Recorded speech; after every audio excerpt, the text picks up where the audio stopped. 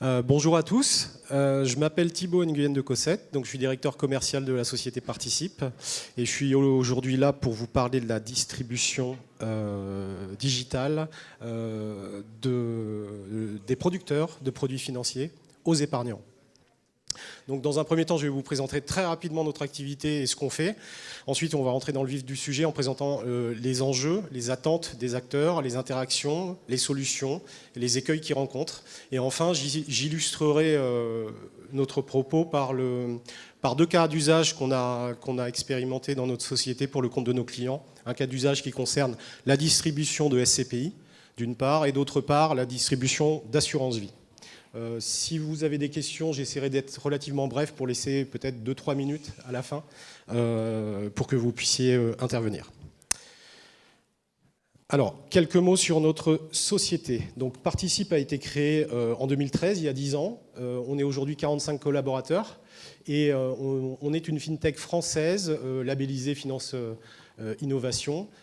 On a deux investisseurs de renom parmi nos actionnaires, le groupe Kereis, anciennement CBP France, qui est le premier groupe de courtiers grossistes en France et en Europe sur les problématiques d'assurance, de prévoyance pour les personnes, et le groupe Soprasteria qu'on ne présente plus, je pense que tout le monde le connaît ici. Notre métier est éditeur de logiciels, on propose des solutions de distribution en ligne de produits financiers en mode SaaS. On intervient dans un écosystème qui va mettre en relation les émetteurs de produits financiers, donc ça peut être des banques, des assureurs, des mutuelles, mais aussi des sociétés de gestion, le réseau de distribution, donc courtiers grossistes, CGP, et évidemment les souscripteurs finaux. Nous, notre métier, c'est vraiment de permettre à nos clients, donc, qui sont et les distributeurs et les émetteurs de produits, d'intégrer sur leur plateforme digitale, sur leur site internet ou sur leur site mobile ou leur application, des parcours spécifiques de souscription aux produits qu'ils distribuent. Alors, quels sont ces produits? C'est des produits qu'on a classés en deux catégories. Pourquoi? Parce qu'en fait, nous, on fonctionne autour d'une API qui est déclinée sur deux solutions. Donc, d'une part, les produits de type assurance et produits bancaires. Donc, ça va être les crédits en ligne, ça va être les assurances vie, non-vie, mais aussi les ouvertures de comptes.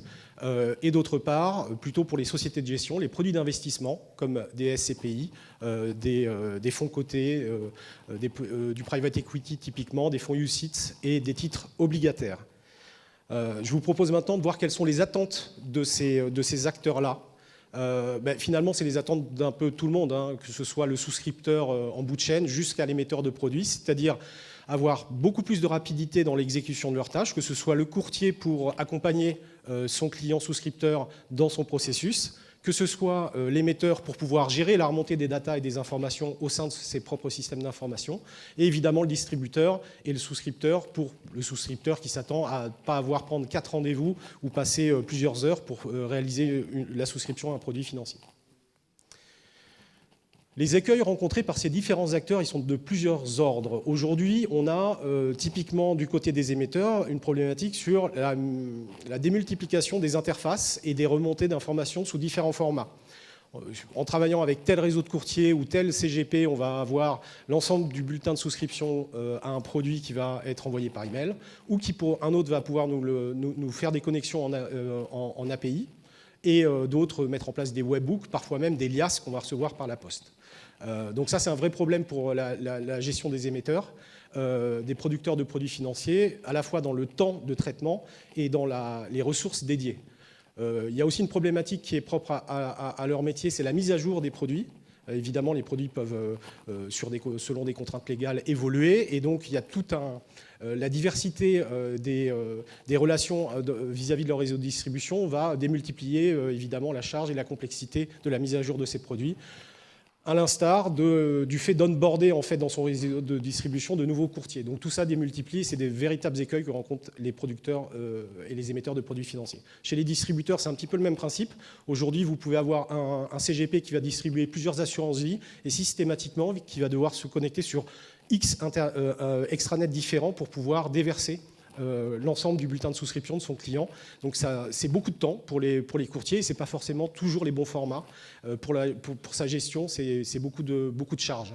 La connexion avec le CRM du courtier ou du CGP, du réseau de distribution, n'est pas toujours simple.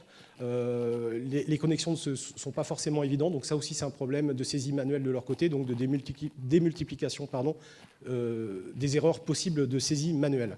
De la même façon, la mise à jour des produits est aussi compliquée du point de vue émetteur que du point de vue distributeur pour pouvoir déployer et présenter à ses clients un nouveau produit et déployer toutes les étapes de souscription qu'ils utilisent actuellement. Les nouveaux produits, de la même façon, sont compliqués. Pour le souscripteur, c'est la disponibilité. Aujourd'hui, si je veux souscrire un contrat d'assurance vie ou à un fonds de private equity, par exemple, je vais devoir contacter mon conseiller, je vais prendre rendez-vous avec lui, parmi les heures ouvrées auxquelles mon conseiller est disponible, prendre 1 ou 2 rendez-vous pour faire mon KYC, ensuite revenir, signer les papiers et fournir tous les documents. Donc ça peut être aussi très très long et prendre beaucoup plus de temps. Aujourd'hui, on sait qu'en 2023, la plupart de vos clients souscripteurs vont attendre de pouvoir faire ça assez rapidement, dans l'espace, on va dire peut-être prendre 1 heure ou 2 maximum pour pouvoir faire tout le processus de souscription. Enfin, il y a également tout ce que j'ai évoqué au niveau des rendez-vous et de la paperasse qui peuvent être liés à ce type de souscription. Donc sur les objectifs, c'est simple. Pour les émetteurs et les distributeurs, il s'agit d'augmenter le volume de souscription. Pour les émetteurs, c'est d'avoir un réseau de distribution qui s'étoffe facilement et rapidement, sans complexité, tout en respectant la compliance nécessaire, donc avoir quelque chose qui évite toutes les erreurs de saisie manuelle, et évidemment plus de simplicité et de rapidité. Les distributeurs ont eu une problématique additionnelle en termes d'objectifs, c'est-à-dire qu'ils veulent plus de volume, mais aussi plus de produits dans l'absolu, et ils doivent pouvoir assurer leur devoir de conseil lors de l'accompagnement de leurs clients. Enfin, les souscripteurs, c'est la possibilité de souscrire, par exemple, dimanche à 23 h si j'ai envie de lancer ma souscription, et j'aurais plus qu'à envoyer mes documents et avoir une confirmation dès le lundi matin de mon conseiller ou de mon courtier.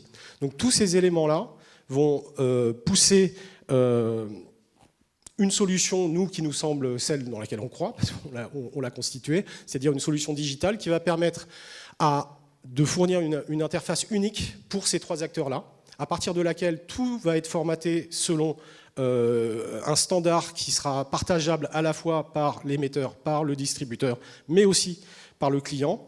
Réaliser toutes les connexions, les automatisations et l'uniformisation des données par le biais de notre API vis-à-vis des différents systèmes d'information, à la fois des émetteurs et des distributeurs.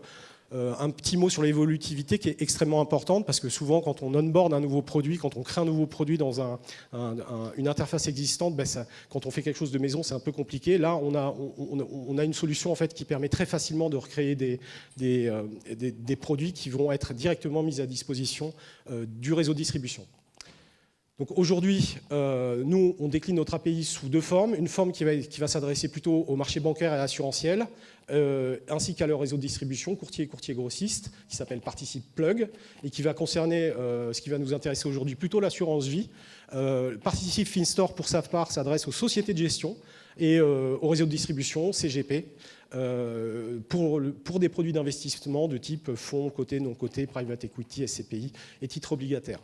Donc le premier cas d'usage que je vous propose de regarder, c'est un cas d'usage qui va concerner les SCPI. Comment est-ce qu'on a fonctionné? C'est simple, on a pris le cahier des charges de nos clients, on a configuré une plateforme qui est déjà préexistante, si vous voulez, c'est une sorte de squelette qui a déjà été éprouvé, qu'on va adapter en fonction des produits qu'on intègre.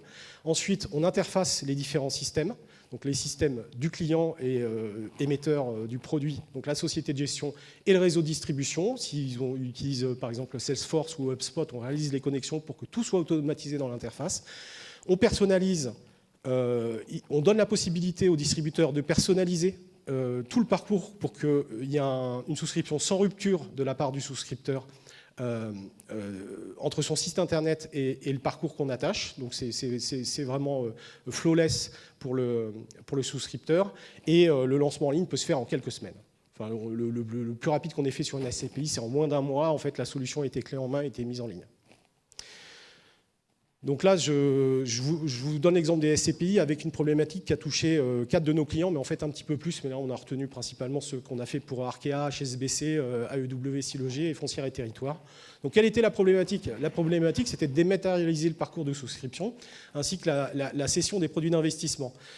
Et de pouvoir gérer la relation avec les partenaires distributeurs pour pouvoir faire en sorte que la distribution et l'onboarding de nouveaux distributeurs soient faites de façon très rapide. tout en évidemment se conformant en étant conforme à la réglementation par le biais en fait, d'un canevas qui sera en fait la solution qu'on va leur mettre en place. Donc qu'est-ce qu'on a livré finalement? On a livré une interface qui va donner 3 accès aux 3 acteurs différents. Donc les conseillers d'une part vont avoir un espace digital dédié au sein duquel ils peuvent demander leur convention de distribution en ligne et commercialiser les produits de la société de gestion et suivre leur commission. Donc ça permet à tout nouveau courtier, CGP en l'occurrence, très rapidement en fait, de se reconnecter. L'autre interface concerne évidemment les investisseurs qui vont pouvoir souscrire en mode self-care, c'est-à-dire en toute autonomie, ou par le biais de leurs conseillers, et ce, très rapidement, en quelques minutes. Enfin, la société de gestion permet d'avoir une centralisation de toute son activité et de monitorer le suivi, le commissionnement de la distribution de ses produits et de déverser directement, de réinjecter toutes les données dans ses outils de gestion interne, notamment là en l'occurrence c'était Unicia pour la gestion du passif. Donc au final, qu'est-ce que ça a donné? Ça a donné en moyenne, bon, là, évidemment c'est des acteurs un petit peu différents qui ont des tailles sensibles, mais on est sur un volume moyen de 10 millions d'euros de volume annuel de souscription réalisé.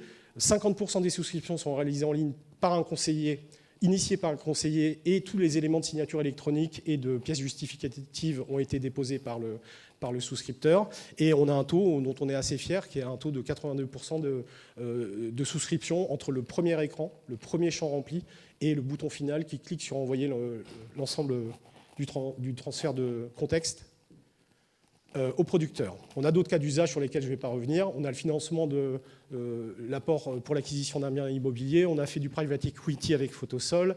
Arkea, on a travaillé pour la salle des marchés sur des produits structurés et UCITS, ainsi que sur des fonds dédiés des OPCI. Et on a un certain nombre de clients de notre portefeuille qui sont sur des problématiques de fonds verts et d'investissement dans le durable.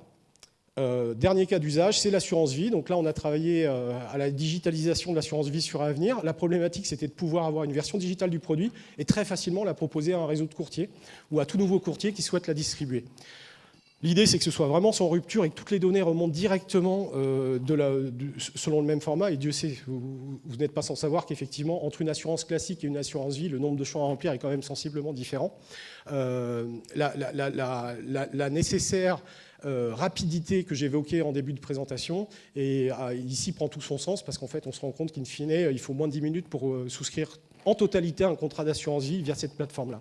Donc là encore, on a permis à nos clients d'avoir 3 accès. Un accès pour le producteur qui a la version digitale de son assurance vie, son parcours 100% digital et évidemment l'automatisation du partage de données. Enfin, pour le distributeur, c'est la possibilité évidemment très rapidement de proposer à partir de son site internet le parcours de souscription, la personnalisation à ses couleurs du formulaire, de la série de formulaires, et surtout la possibilité individuellement d'ajouter des étapes relatives à son devoir de conseil. Et ce, courtier par courtier. C'est-à-dire que chaque courtier va ajouter dans le parcours ses propres questions. Enfin, les clients finaux peuvent évidemment souscrire très rapidement en ligne. Donc les quelques chiffres que j'évoquais, c'est la rapidité, c'est moins de 10 minutes pour souscrire un contrat. C'est 20 jours pour un nouveau courtier pour intégrer le parcours de distribution digitale sur son site internet et un objectif de 4000 partenaires distributeurs atteints sur cette problématique en particulier. Donc là, je vous parlais de l'assurance vie sur Avenir qui a été déployée via un courtier grossiste qui s'appelle Épargni-Simo. Voilà, pour la présentation des 2 cas d'usage. On en a d'autres qui couvrent les assurances et les garanties obsèques. On a fait de l'extension de garantie d'entretien automobile en ligne pour les conseillers en agence pour RCI Bank, enfin en agence, pardon, en concession. Crédit Agricole, c'était de l'ouverture de souscription à une carte bancaire personnalisée. Crédit du Nord, prix immobilier et assurance RC Pro pour Iscox. Voilà, donc j'ai terminé. Est-ce que si vous avez des questions, je vous invite à prendre la parole. Pas de questions? Eh bien écoutez, ah oui, madame?